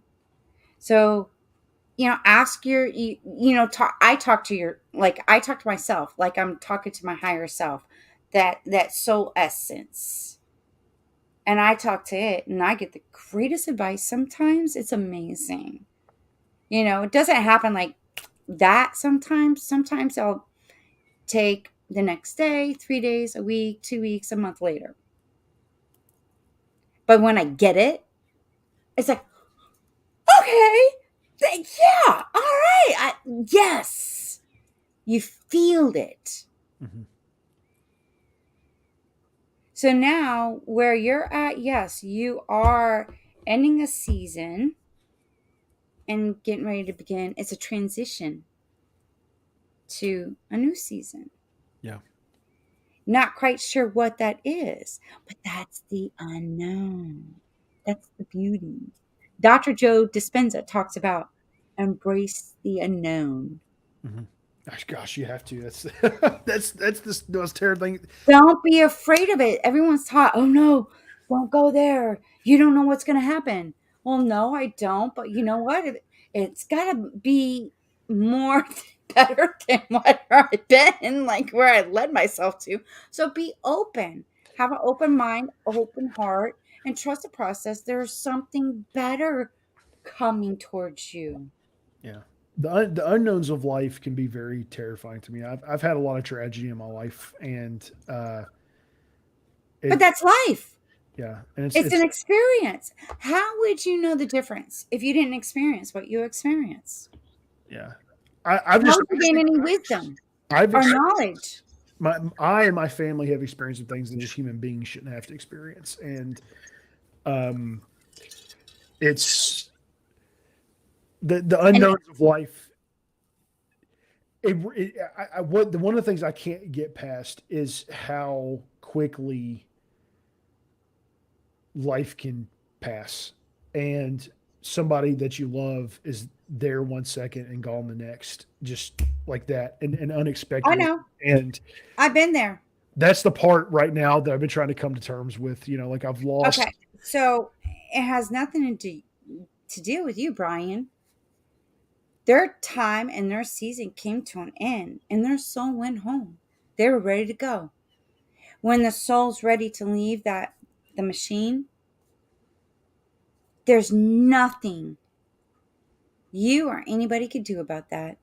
And you gotta understand that and trust that it's a part of life. When the soul's ready to go, it's gonna go. Because that was the soul in that person that you love and care for, purpose only. To go through, boom, okay, go, gonna go home. They lived for that moment.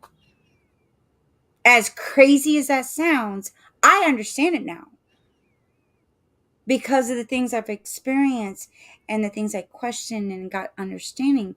Now, when somebody goes, I'm like, I celebrate you because you're back home now. Yeah. You're in your amazing, truest form. You're not restricted anymore being in your machine. You're free.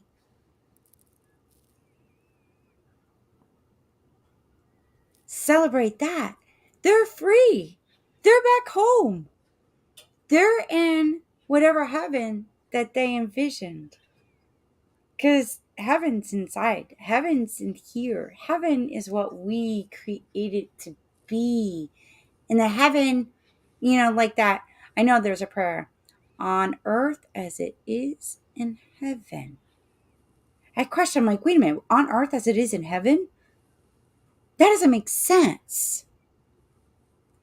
Bring heaven to earth.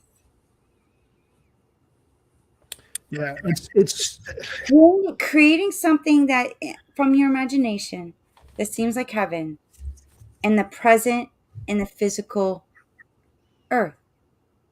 it's when somebody, like, I lost my dad when I was a kid. I've lost friends, but the one thing that really threw me for a loop, and my family for that matter for a loop, is having someone murdered and that you're close to, and um,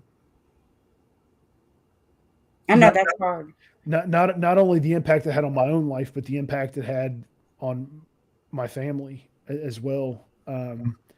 Looking at the lives that were affected by this, not only the loss of one person's life, but the emotional and physical scars that left on other people. Um, it's just really, Okay, for, so can I ask you something? sure, yeah, go for it. Imagine,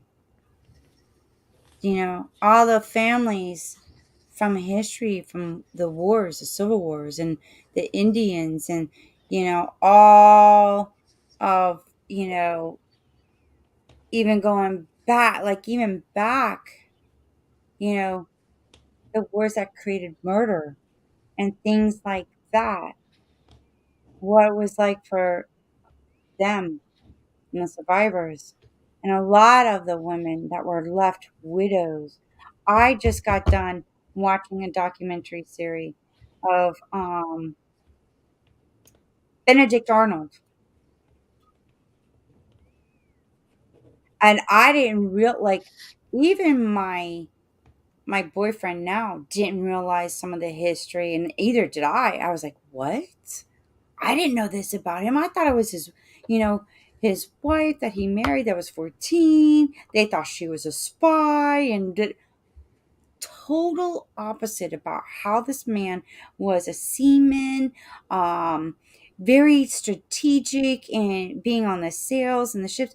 And he had such a heart because of all the men that was in that war with the British coming in and whatnot. And he was for the states, and how he got treated, and how jealousy of these other generals and majors and whatnot were against him and falsifying things over him.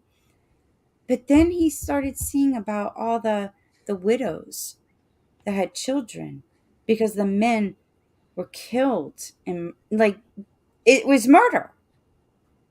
And he wanted to, from his own business, give to the widows, provide for the widows. You know, that's how I see history repeating itself. It's just that energy takes on a different timeline, a different time period, into another form, a human being. So it's like taking your pain, taking that experience, and say, wow, I can't, like, now I sort of understand what it was like back then for others that experienced that. And what can we do collectively, even though we're a dysfunctional family, to unite together to where we don't have to experience that anymore? And what you said earlier is love. Yeah. That would solve a lot of our problems, is love. Where is love? Yeah. That's the ultimate message. It's I believe that, even my own life's purpose is to serve others. It's That's all in us to serve. Sometimes we do it during catastrophes, like I mentioned, but that's the only time. Why not do it, like, even with these corporations and these businesses? Why don't you serve out of love instead of profit? How would that help humanity? And if it's a win-win, your employees are the most valuable asset to your business. If it wasn't for your employees, you wouldn't fucking be here, to be honest. And if you look back in history about how the industry was run, that's how slave labor was created. Labor in the past, labor became through the employees. See, it just took on a different form. Mhm.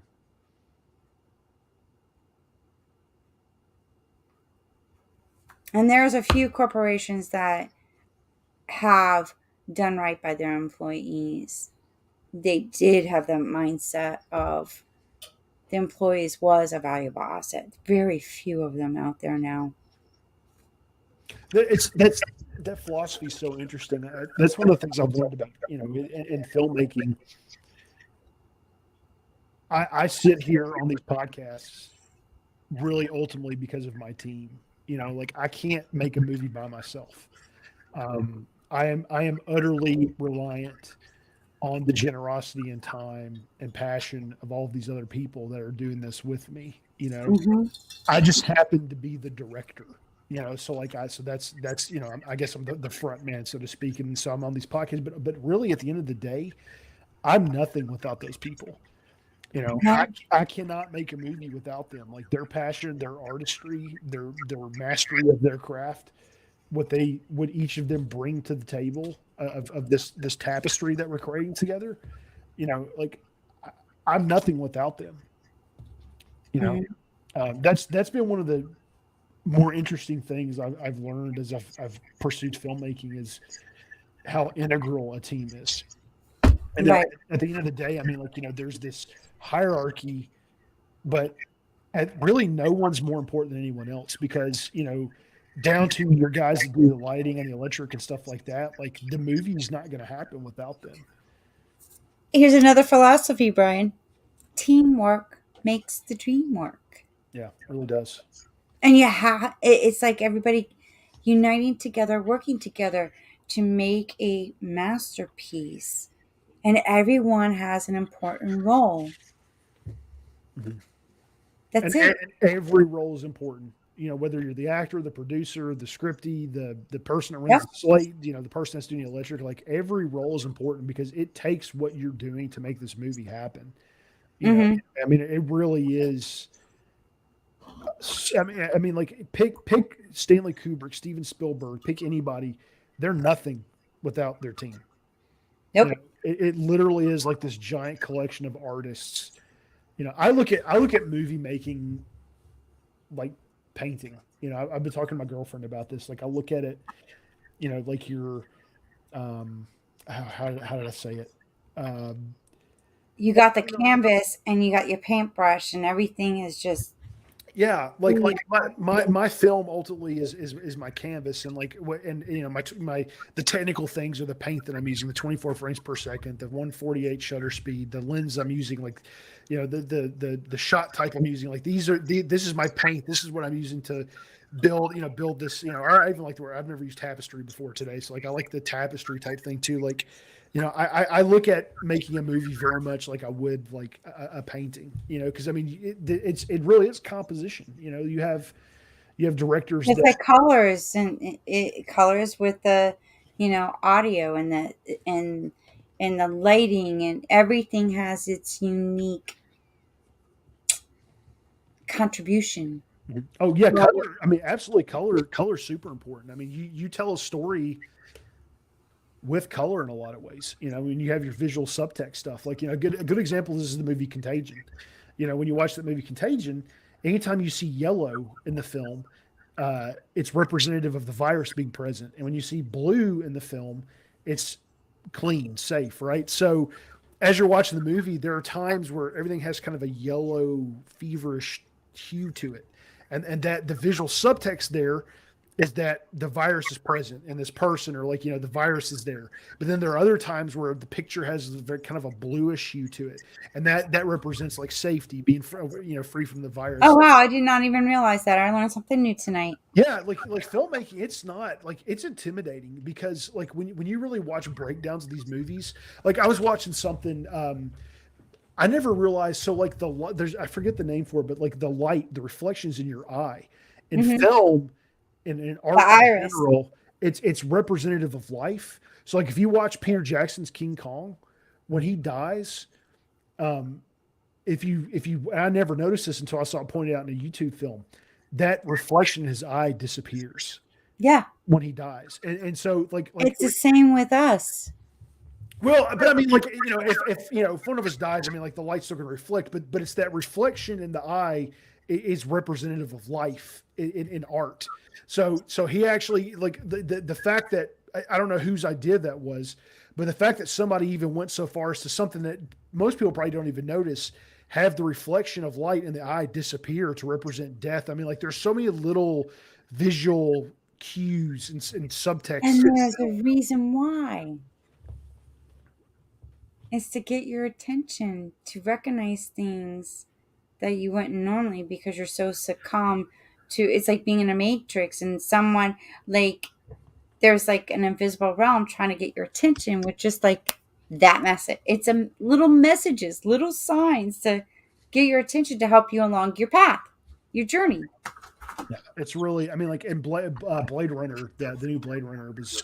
They did something similar with the color yellow. Like typically when the machines were around, that's the color yellow was there, and it's really fascinating that these people can sit down and just think of this. Like not only write a screenplay and a story, but then to say, okay, well, you know what?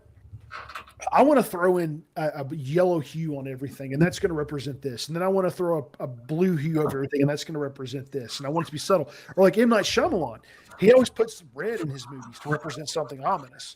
It's just really like that. I find that it's hard enough to write a story and a good one, and make sure there's no plot holes. Do you have good characters and stuff? But then to start throwing in little things like that it's really intimidating and it's kind of scary. And I'm hoping maybe just with practice that'll become easier, and I'll start to, like it's because you also want to be original. Like I don't want to do things that are copying something somebody else has done. I mean, like I might see Authentic. it. Oh, go ahead. I'm sorry. No, it's being authentic. Exactly. Yeah, and have an integrity in your art. Now, that's not to say like there was a Stanley Kubrick did a movie in the '50s called Paths of Glory, and that movie What? is called Paths of Glory, and it's Paths a, of. Paths of Glory. It's a Oh, Paths of Glory. Okay. It's a World War I film, and it's very Kubrick. But what's really incredible about it, it's like 40 years ahead of its time, just in the sound design. I mean, you actually hear bullets passing overhead and stuff. Like you never saw that in films back then. But there was this one shot in the film where they're in this really kind of this grand office of this general guy, and there's a pillar kind of like off to the sort of this line of the shot, like right here. And I don't know how it was a dolly shot, but I kid you not, they dollied the camera left, and but it's like the background moved with it, and it was almost as if the camera was attached to this pillar. And it was a really incredible. When I saw it, I'm like, oh my gosh, that's amazing. Like, because I mean, creating 3D space and depth and things like that are important when you're building shots. It was masterful what they did. I don't know who the cinematographer is in that movie, but that shot was super cool. So seeing something like that, like I might recreate that shot in another movie, like it more as an homage to this person. But what I don't want to do is I don't want to like M. Night Shyamalan uses red doorknobs. We're like, I don't want to take that. That's Shyamalan's thing. I want to have my own thing. It's like when you look at Quentin Tarantino, one of the things that's distinctive about his films is dialogue. I couldn't explain to somebody, but when you're watching a Tarantino film, the cadence and the tempo and the way people talk to each other, there's a sound to it, there's a tempo to it, there's a rhythm to it that only he does. That's his. I learned from him. I actually took a film producing course. It's like taking a 4-year college degree, and I got my diplomas and everything from him. And there was another director that it was the Hollywood Film Producing School, and it was fascinating because with him, the dialogue and whatnot, and then the other director was like, budgeting your film and how you can, and whatnot. So I got both aspects of that. So I was very grateful to have that learning experience just by back then it was DVDs. Mhm. Like I had all the DVDs. I print like the binders that were like that thick, and it was like 4 years of college through them. Mhm. And you don't get that at regular colleges. They don't teach that stuff. Yeah. Which is true. They're slowly, like Full Sail University, and they're starting to, and with technology today, and the graphics. Do you know I worked for the owner of Full Sail Academy? Oh, that's my boyfriend. He was a private captain and worked for the owner of Full Sail University. Oh, cool. First of all, they're religious. Oh my god! I'm like recording this live, babe. Hello. It's podcasting. Full Sail school. I have a friend who went to Full Sail. It's I think one of the things they do different is they're a little more practical in their curriculum. They give you basic. They just give you the basic. And that's like with me when I went to Connecticut. They give you the basic so you get the hands on.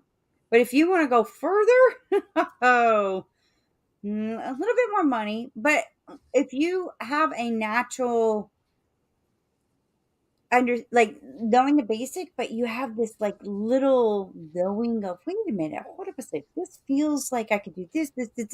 That's when there's a piece of you that's connected to doing that. It's a piece to the puzzle of your journey. That's the best way I could describe it. Yeah. Well, it's. I think the best school ultimately. I mean, there's book learning and there's real life, and I think the best school ultimately is just getting out there and doing it and discovering your own style. Like I've, as I'm making the movie I'm working on now. I mean, we're coming up on a 6-month time window now, and like I'm still slowly discovering my style. Like, early on, like the first day we were going to shoot, the night before I was just, furiously like storyboarding, because that's what you're supposed to do. And I got on set and I didn't use any of them. Like, in my mind, I'm like, I want to save time. I want to be efficient. I want to have the shot already ready to go. Okay, put this here, put this here, put this here. What I found, and maybe if I, when I end up in bigger productions, maybe the storyboarding will be more important. So I can't say that this is my style definitively. But what I have found is I walk into sets and as I look around the room, I see the shot that I want. I don't need to storyboard it. Like I can just kind of on the fly see, I want this person there. I want the camera here. I like, and I really enjoy, I don't like head on shots. I like angles. I like to shoot like a 45-degree angle. I kind of like being off center a little bit for some reason. There's just something appealing about that to me. So I don't know. It's weird. Like, I mean, I spent several hours like storyboarding, and then I got to set the first day and I didn't use any of them. I just found myself like, I could just kind of see what I wanted, or there were times when somebody would be like, hey, what would look really cool is if you put the camera here. I'm like, yeah, it's a great idea. We'll try that shot. And so I don't know. I mean, maybe my style is being a little more traditional, but guerrilla at the same time. Like, I know a filmmaker, like he actually will storyboard on the margins of his script, as he's going through, he'll actually storyboard the story. So I don't know. I'm not sure I'm going to be like a super storyboardy person. No, but you get the basic down of the idea that you have, but then when you get there, it can change, and you see you get inspiration. Yeah, and what can mess you up too, because I heard a story recently about a director who he had designed the shot to flow a certain way, and then when he got to set, it was reversed, and it completely threw him off. He overcame it, but it was completely reversed what he had envisioned. Like, I mean, like literally, like if you took the picture and flipped it, that's the way it was. And it completely threw him off. And I think I want to avoid that in the future. I don't know. I go into a room, and I'm not saying I'm some master, cinematographer or something, but I have a vision for things, and I go into the room or I go into wherever we're at, and I could just see it. It's just there. Like, that's a gift, Bryan. That is a gift. It's a very special gift. That's why you're so drawn. That's why your true essence, your authentic, that soul that's in this machine of yours is so drawn to that film, because that's when you really come to life. That's you living when you get into that sphere. I would love to talk to you more about this, because this has been entertaining and very insightful, and just like a truly amazing interview with you. Thank you. Let's be honest, I've been having to go to the bathroom for over an hour now. That's tough. That's tough. So I'm just like, I have to wrap this up. I'm sorry. My bladder is going to explode if I don't end this interview for once. This has never happened to me. No, it's totally okay. I appreciate you having me on. I really do. It's been awesome.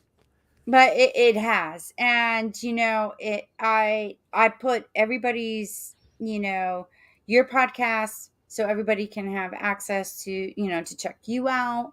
Yeah, especially if you have a passion, or, you're curious about filmmaking and whatnot. Go check Bryan's podcast out. It's pretty amazing in itself. And I really enjoyed this moment with you. Thank you. Same. Likewise. It's been great. Thank you for having me on. And if you ever want to talk on, just privately on certain things that you question based on what I shared during this interview, just reach out to me, and I'll be more than happy to, to have that kind of conversation with you. Absolutely. I appreciate that. Thank you, Bryan. I wish you the best of success in your next project. Thanks, Kim. We'll talk soon, okay? Okay.